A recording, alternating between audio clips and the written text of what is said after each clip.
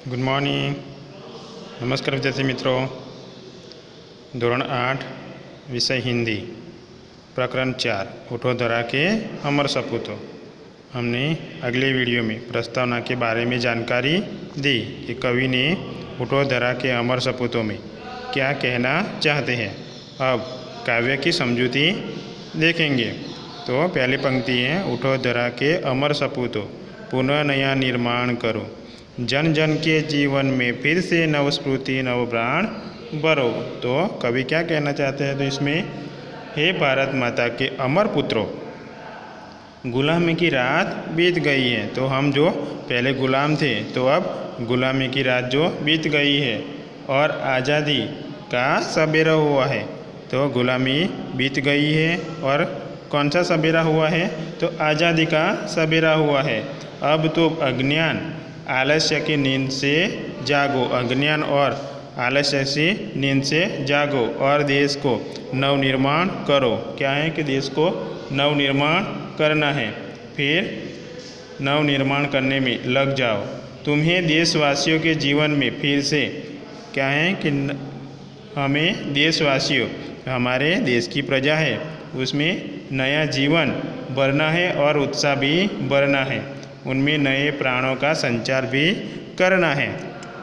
अब आगे, नई प्रातः है, नई बात है, नई किरण है, ज्योति नई, नई उमंगे, नई तरंगे, नई आस है, सांस नई, युग युग के मुरझे सुमनों में नई नई मुस्कान भरो, उठोधरा के अमर सपूतों पुनः नया निर्माण करो। तो कवि कहता है कि आगे की पंक्ति में आज़ादी की नई सुबह में नई चर्चाएं हो रही है, क्योंकि आज़ादी मिलने के बाद तो मनुष्य क्या करता है कि नई सुबह भी होती है और नई नई चर्चाएं भी होती है। नए विचारों की किरणें क्या हैं? नए विचारों की किरणें फैली रही है।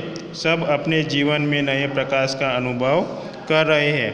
अपने जीवन में नए प्रकाश का अनुभव सब लोगों को आज़ादी मिल गई है, इसलिए कर रहे हैं। लोगों के मन में नई उमंग और हौसले की नई लहरें उठ रही है।